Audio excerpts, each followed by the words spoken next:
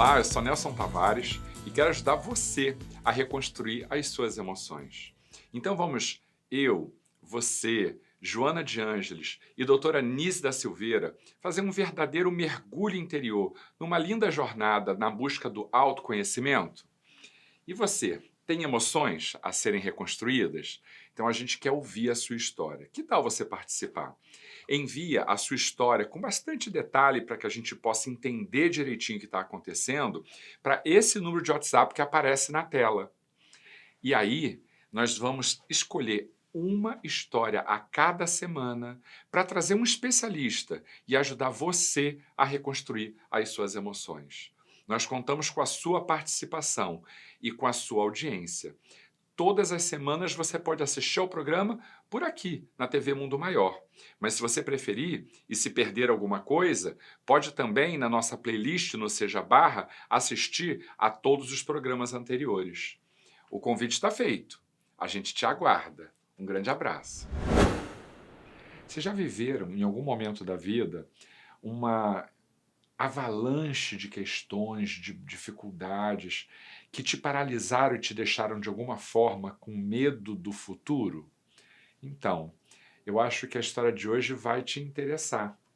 Nós estamos hoje aqui com uma pessoa, uma especialista muito querida da casa. Ela é palestrante, ela é trabalhadora, é responsável também pelo acompanhamento das famílias nas comunidades, faz as visitas, tem uma experiência do ponto de vista da importância humana, sabe? Do acompanhamento, de saber como lidar com alguns desses conflitos que a gente vai falar hoje, que é fundamental. A gente vai receber hoje com muito carinho Isabela Henriques. Seja muito bem-vinda. Obrigada, Nelson. Então, a Isabela tem uma experiência fabulosa que eu costumo dizer, Isabela, não sei como é que você vai falar sobre isso, mas eu ainda prefiro as experiências vivenciadas que as acadêmicas. Elas são importantes, sem dúvidas, mas esse contato que a gente tem com o conflito humano é fundamental, né? Olho no olho, né? Não tem nada igual. A gente olha alma com alma. Que bom que você veio, a gente fica muito Obrigada. feliz. Bom, hoje nós vamos trabalhar uma história que assim é muito rica em detalhes. Então a gente não vai nem contar toda agora, a gente vai aos poucos, tá? Estamos falando da Maria Cristina, ela tem 53 anos, ela é moradora de Macaé, casada, tem 2 filhos já adultos, jovens, né? E ela tem um vínculo afetivo com a mãe impressionante. Ela tem uma relação assim de muita intimidade, faz tudo com a mãe, sabe? Aquela coisa de vai ao shopping para comprar alguma coisa, carrega a mãe. Ela está sempre junto, as duas são super companheiras. E a mãe, há cerca de 1 ano, foi diagnosticada com um câncer coloretal. E isso abalou de forma muito importante a Maria Cristina. Ela narra que esses últimos tempos não têm sido fáceis, mas que piorou quando descobriram depois que esse câncer, na verdade, se espalhou por outros órgãos e agora o médico estimou que provavelmente a mãe dela tem ali aproximadamente entre 6 meses e 1 ano de vida. Por conta disso, uma questão que está incomodando muito a Maria Cristina é que ela se sente paralisada. Ela se sente incapaz de ajudar a mãe, que precisa dela, que está presente, mas ela não tem forças para poder dar esse auxílio e, ao mesmo tempo, se manter equilibrada. Vamos, então, falar sobre essa questão e depois a gente vai desdobrando sobre outros detalhes que a Maria Cristina trouxe para a gente. Situação difícil, né, Isabela? Muito difícil. Essas doenças, né, que são, enfim, degenerativas, crônicas, né, cânceres, quando chega esse momento em que a doença se impõe, né, e que o curso natural dela, por mais que a ciência tenha recursos, vai acabar levando, né, à morte, à finitude da existência, é muito duro, é uma dor muito grande, mas o que a gente tem que ter em mente? Essa mãe ainda está viva. Sim. E eu não sei se ela comentou sobre dores, sobre lucidez. Uma coisa que ela relata é que essa mãe ainda está lúcida. E uma coisa importante é de a gente refletir aqui é que a mãe dela provavelmente vem sentindo o abatimento da filha, Isso, né? isso. E isso provavelmente está causando ainda mais sofrimento É. a essa mãe, né? Quando a Maria Cristina, né, coloca dessa paralisia, né, desse não saber o que fazer, é claro que a gente não pode botar numa régua quem está sofrendo mais. Sim, Mas o fato é que provavelmente estar diante da própria finitude é, é mais duro do que estar diante da finitude do outro, mesmo que o outro seja a mãe. Até porque, pela ordem natural, isso vai acabar acontecendo. é. E essa situação, é importante dizer, desse anúncio, né, da morte, ele é mais comum do que a gente possa imaginar, é porque ninguém gosta de falar. Mas no Brasil, as estatísticas mostram que 80% das pessoas têm essa morte anunciada. São doenças crônicas, degenerativas ou cânceres. Então, esse tema que ela trouxe para a gente é muito importante, porque Sim. em algum momento a maioria de nós vai passar por isso, ou sendo a pessoa que está doente, ou acompanhando alguém da sua família. Deixa eu te perguntar uma coisa. Do ponto de vista da doutrina espírita, o fato de a gente saber que existe a reencarnação, a vida após a morte, que a gente continua a nossa existência mesmo depois da morte física, isso tem um papel consolador, daí a doutrina ser chamada, né, de doutrina consoladora. Claro. Mas, ao mesmo tempo, a gente saber disso tudo nos coloca diante de uma situação, para aqueles que ainda não internalizaram isso como uma verdade absoluta, Uhum. como um processo de culpa, porque algumas pessoas dizem, gente, mas eu sei como as coisas funcionam, só que eu não consigo aceitar isso, eu não internalizo isso. É. É uma coisa meio aparentemente contraditória para o espírita que Aham. tem algum tipo de informação, né? Aham. É. Primeiro assim, Nelson, saber no intelecto não garante que a gente vai conseguir sentir aquilo, Com né? certeza. Então, de fato, é uma doutrina consoladora, mas a questão de sermos reencarnacionistas não anula a morte nessa existência. E nessa existência, que é o que a gente realmente está sentindo, né, com a Uhum. consciência plena, a gente só vai morrer uma vez, a gente só vai passar por uma situação dessa com a nossa mãe uma vez. Então, é normal que a gente sinta, apesar da doutrina, o medo, né, a É. angústia, o desespero, mas a gente tem sim que fazer esse exercício de ir buscar em palestras, em estudo, algum conforto, algum esclarecimento, porque melhora, Sim. né? Melhora, dá um sentido. Porque diante dessas questões, é comum que as pessoas comecem, mas por que passar por isso? Por que dor? Por que sofrimento? E não adianta. A resposta desse porquê está num É. passado que a gente muitas vezes não consegue acessar. Então, como espíritas, a gente sabe que a pergunta é para quê? É. Qual é o aprendizado que eu posso recolher daqui, né? Como é que isso vai me ajudar a dar um sentido ainda maior para a minha existência? Porque essa morte anunciada, ela muitas vezes serve assim de catalisador na nossa evolução. Sim, para poder é o gatilho para que a gente possa ter um momento mais virtuoso, né. Exatamente, tanto para quem está passando, né, na pele, como para quem está acompanhando. E a verdade é que, assim, não há nada a ser feito, né, os médicos falam, não há mais nada a ser feito. Não há nada a ser feito em relação à doença, Aham. mas em relação à pessoa, aquela vida que ela ainda tem para viver, há muito que ser feito. E é aí que a filha tem que juntar Sim, esses caquinhos. sim. É porque é tudo muito rápido. Eu sou muito avesso a esses prognósticos de tempo, porque eles são Uhum. tão relativos, a gente sabe, né, que algumas pessoas que se entregam, como se diz, que ficam vulneráveis diante de notícias dessa natureza, desencarnam muito rapidamente e Uhum. outras têm uma longevidade assim muito acima do esperado, do estimado, porque o médico não Uhum. conhece essas questões internas do Isso. paciente. Então é Uhum. difícil de ele poder prever isso.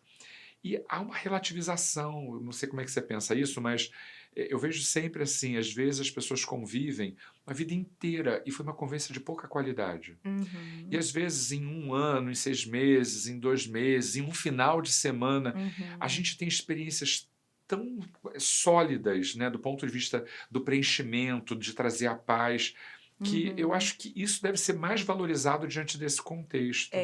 O que a gente vê diante desse diagnóstico, né, desse prognóstico de meses ou 1 ano de vida, por um lado, assim, a ciência ela está avançando tanto que hoje para um médico, né, taxar ali esse prazo é porque realmente a coisa desandou, né, a doença se impõe progressiva, Sim, incurável, inoperável, como ela comentou. é, Então é como se o tempo tomasse uma outra dimensão. sim. Porque a verdade é que a gente não cuida bem do nosso tempo, né. É, A gente se parar para pensar, desperdiça, desperdiça, deixa para depois. E essa situação, ela muda, a dimensão do tempo, principalmente para a pessoa que está doente. Então, não há mais tempo a perder. E isso é importante também para quando a pessoa, a filha, né, ou os cuidadores que estão ali diante daquele paciente, né, lembrar que não tem tempo a perder. Então, estar pleno, sabe? Quando ela estiver com a mãe dela, mesmo que ela tenha ali toda uma vida, né, que ela é. colocou, filhos, Vamos falar maridos, disso. É. estar ali inteira, porque eu acho que uma das coisas mais importantes que ela tem para dar para a mãe dela agora é essa troca, né? Como você falou no início ali, a gente falou olho no olho, né? Essa troca assim, mãe, você não tá sozinha aqui. Eu tô do seu lado, tô nessa até o último instante. Ouvir, talvez o que a mãe nunca tenha dito, né? Porque sempre deixa para É, depois. E falar, né? E trazer questões para que não fiquem mal resolvidas. sim. Bom, uma coisa importante que a Maria Cristina traz é que ela tem 2 irmãos. A irmã dela tem 2 filhos, mas são filhos pequenos, então tem toda aquela questão da rotina, as dificuldades com as aulas online. Então ela diz: Maria Cristina, não posso ajudar muito, porque eu tenho uma rotina que me assoberba demais. Tem um irmão que não é tão presente e tem toda uma tradição em torno de o filho homem ter dificuldade de cuidar, não sei o quê, Uhum, é que meio que libera verdade. esse irmão homem, a É. gente sabe disso, né? Vamos também concordar com esse negócio. Mas também eu queria te perguntar o seguinte: é muito comum nesses casos de pais com doenças e tal, de ter aquele filho que é quem fica junto. Uhum. E aí já vi a situação, aí eu queria que você pensasse nisso, tá, Maria Cristina? De a pessoa dizer, não tem quem ajude, é tudo comigo e tal, mas quando aparece, essa pessoa começa a dizer assim: você não sabe fazer, você não tem jeito, ela não fica bem com você. E ela própria vai meio que afastando essa pessoa que se aproxima para poder Uhum. ajudar. Maria Cristina, não estou dizendo que é isso que acontece, mas como isso também é uma coisa que É. acontece muito, queria que você me ajudasse. Tem uma coisa de, já que eu tenho tão pouco tempo com a minha mãe, não quero que ninguém fique, quem vai ficar sou eu. Tem um pouco disso. Será que a Maria Cristina está vivendo É, isso? pode ser. E como ela coloca, né, que fazia muitas coisas, né, com essa mãe, né, É, que a mãe ajudou ela a cuidar cuidava dos inclusive dos filhos, filhos, mas que né, agora ela não tem conseguido mais cuidar, por razões e óbvias. também E eles parece que já os estão filhos já grandes, né? cresceram. É, Então, essa hipótese que você está colocando é bem possível, né. A Maria Cristina, ela precisa entender que não é filha única, né, é, tem irmãos. Então seria muito importante agora, essa mãe estando lúcida, que ela tivesse essa conversa com a mãe. sim, Envolvesse a mãe, nessas decisões, até às vezes do dia a dia. "Mãe, a senhora quer que a minha irmã fique aqui 1 dia, 2 perfeito. dias, né, meu irmão". Porque também ela, com os outros filhos, tem questões para serem Com tratadas e essa certeza, presença constante da Maria Cristina pode impedir com que esses certeza. outros aspectos emocionais possam ser desenrolados, né? Exatamente. Então, ela precisa dar essa chance, né, para a mãe e para os irmãos se entenderem. Se essa mãe tem aí questões com o filho por causa de nora, né, é uma chance que eles não podem desperdiçar. Sim, E ela tem que abdicar um pouco dessa, né, de tomar conta de tudo, porque a verdade, né, que quando a morte se impõe nas nossas vidas, apesar da gente não fingir que não lembra, né, que vai morrer, ela está dizendo assim, acabou a presunção de controlar. E aí a gente tem que estender esse controle a outras áreas, né? Entender assim, realmente eu não posso controlar tudo, quanto mais os outros, né? Porque são todos adultos. Sim. E ela dá essa oportunidade, né, de deixar os irmãos também se entenderem com essa mãe, para que tudo fique bem resolvido, né? Para que essa mãe tenha paz, Claro. né? Porque o sofrimento que ela está sentindo, que essa mãe também está sentindo, ele tem que ser olhado, tem que ser cuidado, e são várias esferas de sofrimento, né, Nelson? A gente tem, didaticamente assim, pode dizer o sofrimento físico que essa mãe está passando, Sim. e aí a gente vai ter a medicina, né, a ciência para tratar. Você hoje tem métodos muito avançados para lidar com dor, antes de você precisar dopar a pessoa, inclusive intervenções diretamente nos nervos que estão causando a dor, enfim, para manter essa mãe lúcida, vivendo, Claro. né?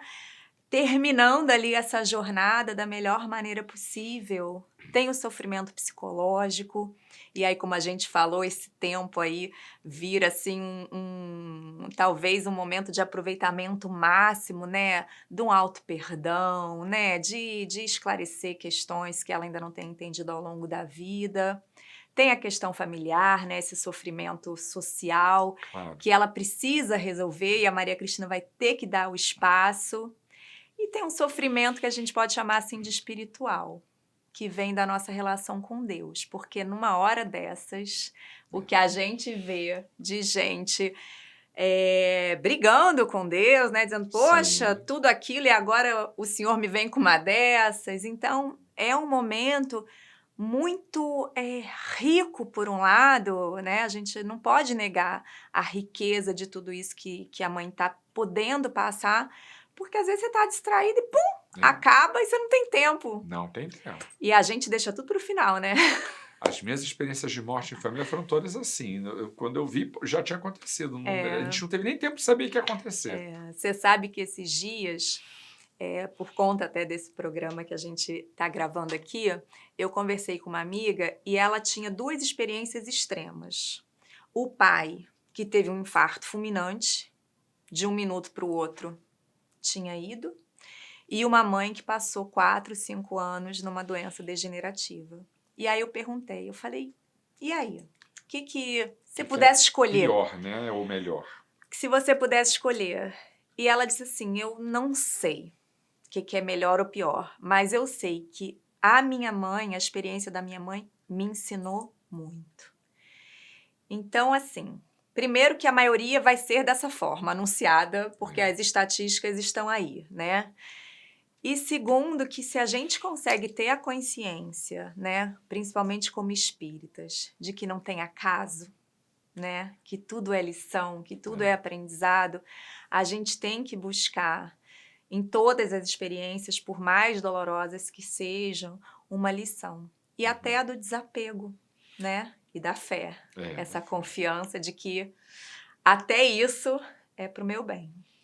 Queria levantar uma questão. A Maria Cristina narra que um dos motivos, além, né, da dificuldade de o irmão ajudar com as questões práticas e tal, a mulher do irmão, né, tem também dificuldade de relacionamento com a sogra, né? Então a pessoa doente, a nora, tem uma dificuldade de relacionamento e por conta disso o próprio filho acaba se afastando, porque quando ele vem ele quer estar com ela, é a escolha dele, é a mulher dele. E essa aproximação não é sempre assim muito saudável, a mãe acaba brigando. E para evitar esses conflitos, ele acaba também. Tudo bem que sogra e nora ainda pode ter assim uma coisa de se afastar e não querer, mesmo nesses contextos de dor, reconciliar e tal. Mas às vezes essas histórias são em relações muito próximas, mãe e filho, né, esposa com marido e tal. Momentos como esse favorecem reconciliações. A gente vê muito isso acontecer. isso é absolutamente saudável ou tem efeito colateral? Quer dizer, eu me reconcilio porque o momento pede, mas depois dessa desencarnação aquilo ainda gera conflitos. Como é que costuma acontecer esse processo de reconciliação em momentos de morte anunciada? É. A morte anunciada, de fato, ela vira um catalisador, né? E a gente pensar, aí a pessoa que vai desencarnar, eu acho que ela fica mais inteira ali naquele desejo de se reconciliar.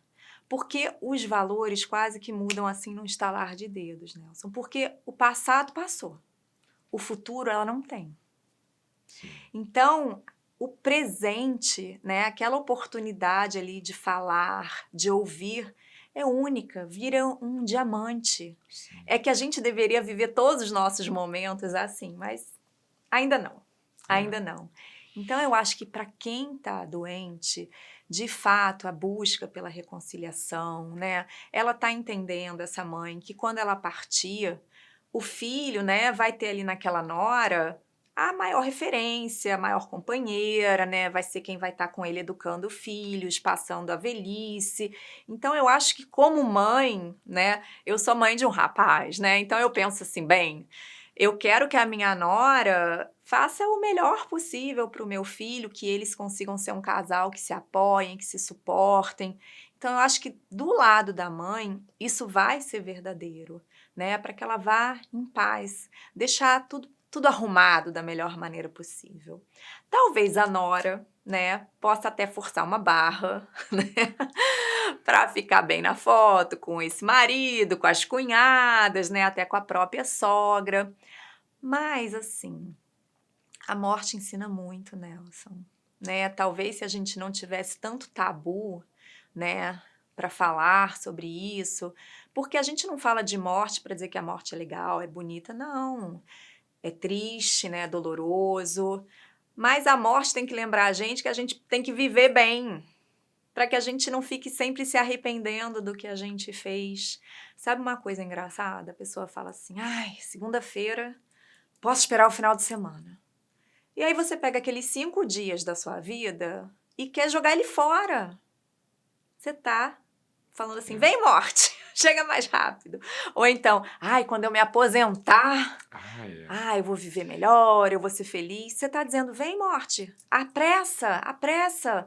E tá desperdiçando aqueles outros dias. Então a gente tem que buscar a cada dia fazer o melhor que tem para hoje, não tem essa Sim, coisa? Para hoje, qual é o melhor que tem para hoje? sim, Porque o hoje também faz parte da sua vida, não queira apagá-lo. claro.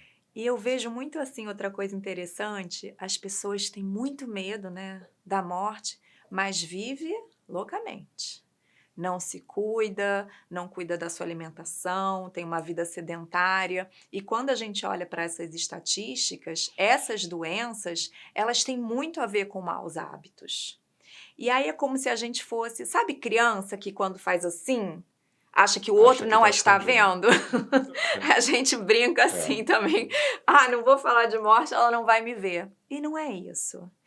Então, o que que acontece? Se a gente conseguir fazer as pazes com ela e aprender o que ela tem para ensinar, a gente vive de outra forma. E não deixa tudo lá para o final, para fazer as coisas sob pressão, né? Sim, Como elas duas agora, né? Como a gente está colocando. Talvez vão ter que fazer as pazes, querendo ou não, pois é. não havendo tempo de Por dizer, isso eu te de falei que às vezes digerir. deixa efeito colateral, porque as pessoas acabam se reconciliando pelas forças das circunstâncias. Se sente até culpada de não fazer, Uhum, mas depois pensa: ah, mas isso foi assim, e não resolve, quer dizer, é, fica só uma coisa na superfície, né, de uma é. reconciliação que é quase uma trégua.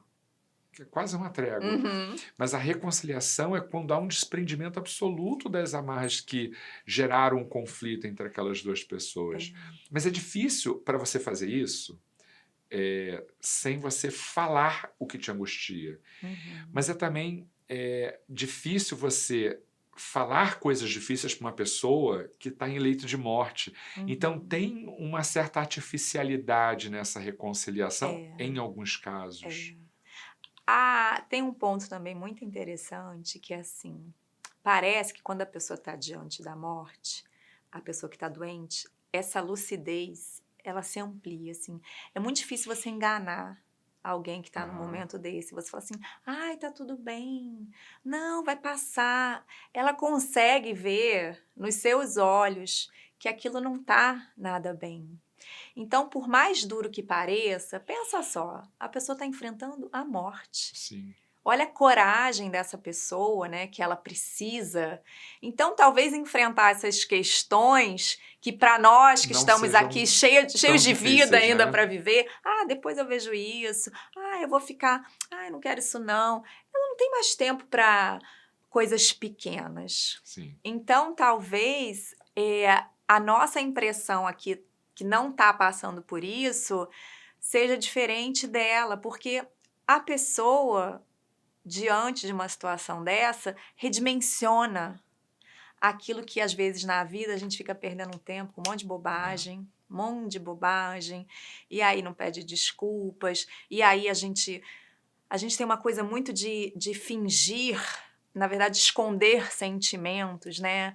Então a gente finge que não gosta porque foi magoada e acha que o outro também vai magoar, ou então eu tô chateada com a pessoa, não sou capaz de dizer porque eu sei que aquilo vai acabar gerando uma conversa difícil, então vou sempre deixando para depois. Essa mãe não tem depois. Ela quer resolver e ela sabe que pode acontecer de pior, já tá ali, apesar de que a gente sabe que isso não é o pior, é só uma continuação. Mas eu acho que a gente não pode menosprezar o tamanho, né, da força, da coragem que surge naturalmente diante de problemas grandes, porque a gente só usa cobertor no frio, né, Nelson? Com certeza. Deixa eu te perguntar uma coisa. A gente não tem informações se a mãe da Maria Cristina tem formação espiritualista, se ela tem fé, mas as experiências de pessoas que vinham, né, com doenças que avançavam muito rápido, eram de pessoas que não eram assim tão conhecedoras. E é muito impressionante o quanto quando eles sabem que tem algum espírita por perto, eles querem saber como é que as coisas funcionam, porque Uhum. apesar de a gente ser conhecido por falar muito de morte, cultuar não é a palavra, mas como vocês falam de morte, morte o tempo inteiro, quando as coisas acontecem, né, com esse encaminhamento que a gente está vendo na vida da Maria Cristina, eles querem saber como é que funciona, né? O que vocês acreditam que acontece, como é que funciona? É, é recomendável, ainda que assim com pouco tempo de vida e tal, a gente fale sobre isso, fale sobre morte, fale sobre como é o plano espiritual, como acontece a desencarnação. É saudável falar isso com a pessoa que está doente? Eu acho que isso vai depender muito da pessoa, né? Porque nós, como espíritas, a gente tem a experiência de que a gente às vezes pode chocar, É. né? E não é a ideia. A ideia é que essa mãe, ela possa ser confortada. E talvez sim, talvez não, o conforto possa vir pelo conhecimento, né, da doutrina espírita, mas se ela tiver alguma posição muito radical para o outro lado, que a gente sabe que algumas religiões são muito radicais, são muito avessas a falar sobre vida após a morte, né, sobre espíritos, enfim. Tem que tomar cuidado, isso aí é a Maria Cristina que vai saber. Mas eu acho que sim, que se ela perceber que existe uma abertura, ou que talvez essa mãe já seja espírita ou espiritualista, é bom falar. E bom falar que a gente sabe que as pessoas que foram antes, né, e que são os outros amores da vida dela, estarão lá Estarão lá para recebê-la. aguardando, né? Inclusive estarão lá no momento do desenlace, Sim. né? Ela não estará sozinha em nenhum momento.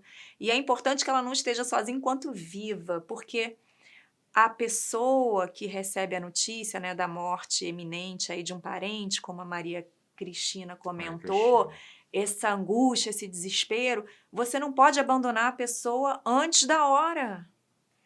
Não pode, esse é o maior cuidado que ela tem que ter. Estar sempre ao lado da mãe. Mãe, eu tô contigo. E assim, você vai sair da minha mão para a mãe do pai que já foi antes, por exemplo, né? Ou então dos pais dessa mãe que já devem ter desencarnado também. Então, havendo espaço, acho que tem que ser falado, porque é muito bom a gente saber que vai reencontrar os outros amores, né? E que vai reencontrar os que estão ficando Claro. também, né? Em algum momento. Isabela, você trabalha lá na comunidade, nas comunidades assistidas pelo Seja Barra, responsável também pela visitação dessas famílias, está lá em loco, conhecendo situações de dor extrema. E eu acho que essa experiência é muito importante, porque, como eu dizia no começo, porque também eles lá, diante de uma enchente, diante da morte de um parente, diante de um desemprego, eles são obrigados a viver situações extremas. E aí chegam lá os trabalhadores do Seja Barra e não pode deixar de dizer alguma coisa, de ajudar, de auxiliar.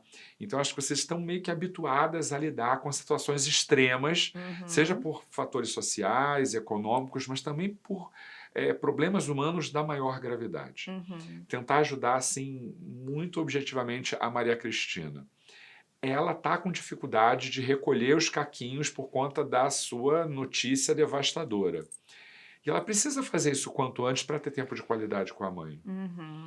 O que a Maria Cristina pode fazer para se reconstruir e ainda ter um pouco de equilíbrio para poder aproveitar esse tempo com a mãe? O que ela pode fazer assim de prático? É leitura, é meditação, é prece, é reflexão, é conversar. Qual é o caminho? A Maria Cristina, ela precisa se fortalecer para que ela possa ajudar essa mãe. Né? Como Jesus nos disse, amar o próximo como a ti mesmo.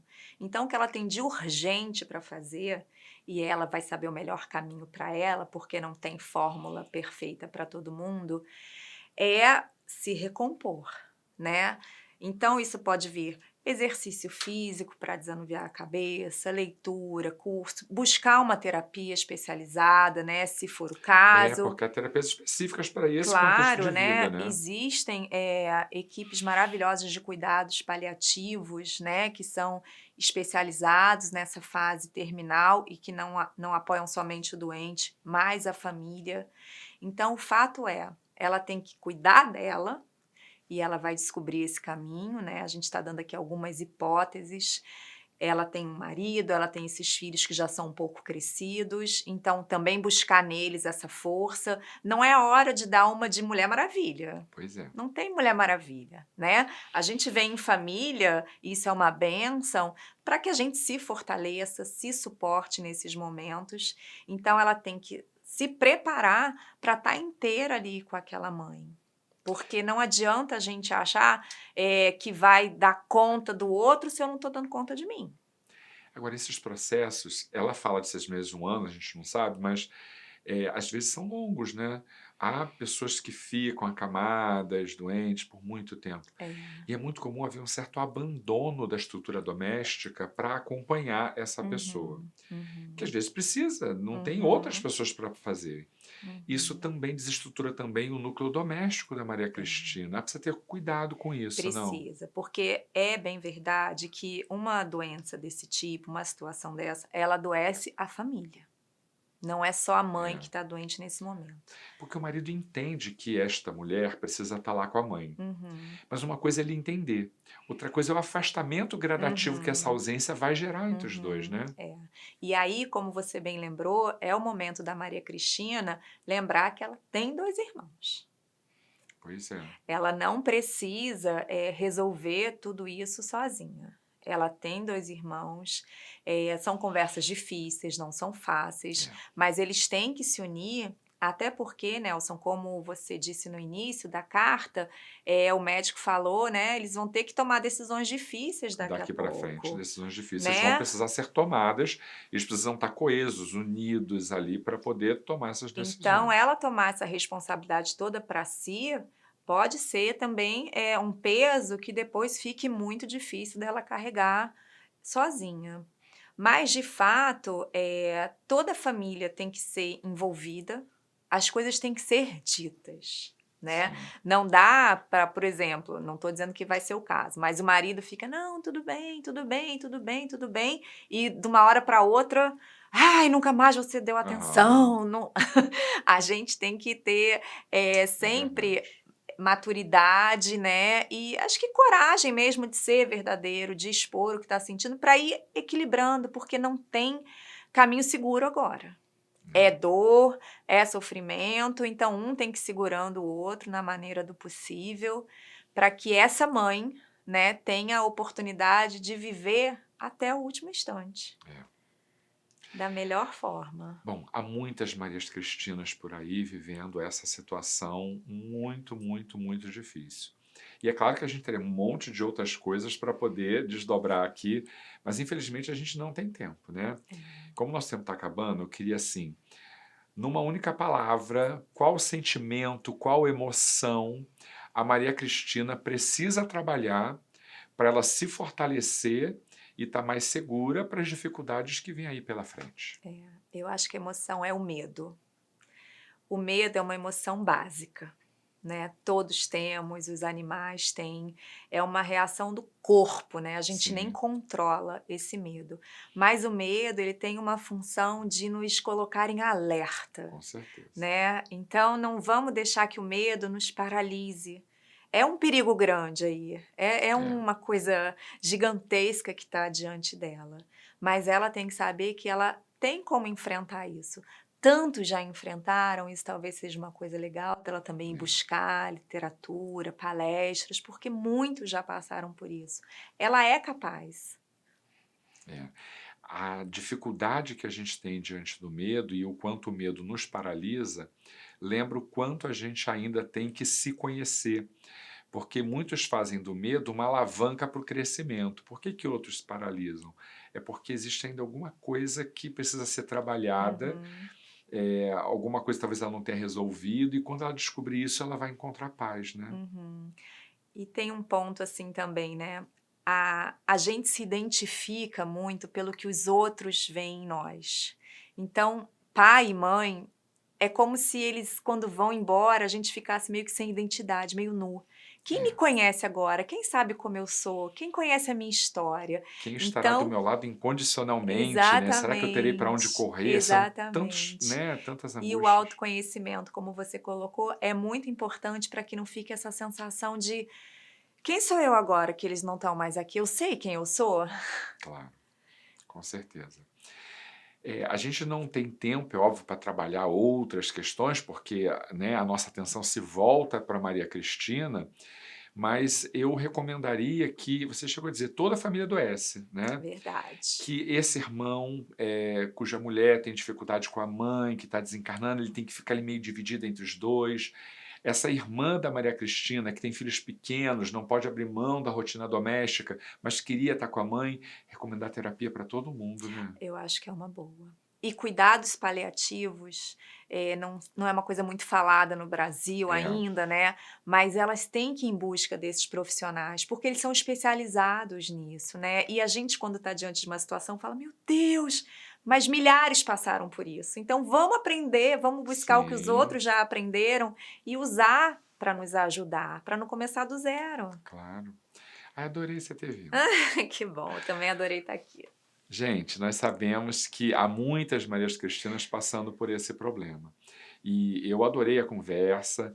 A Isabela, como eu disse, tem uma experiência fabulosa para poder, de alguma maneira, trazer essa experiência humana, porque eu digo, a gente tem tanto cuidado acadêmico, né? Quem tem uma formação na psicologia, É. mas às vezes falta tato humano. E a gente queria realmente trazer essa humanização de processos dessa natureza. Eu adorei o papo, Que bom, também. Tomara que a gente tenha ajudado. com certeza. Olha que caso interessante a gente estudou hoje, na verdade.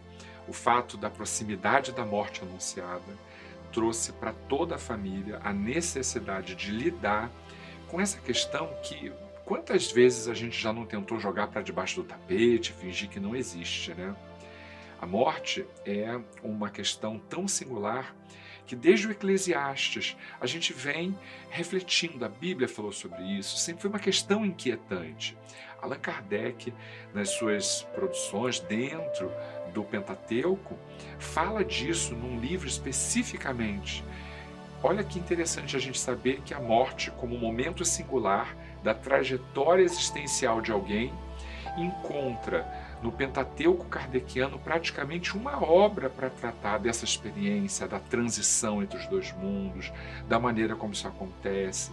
E há uma preocupação muito grande de como a gente faz isso no pós-morte, como lidar com a pessoa desencarnada.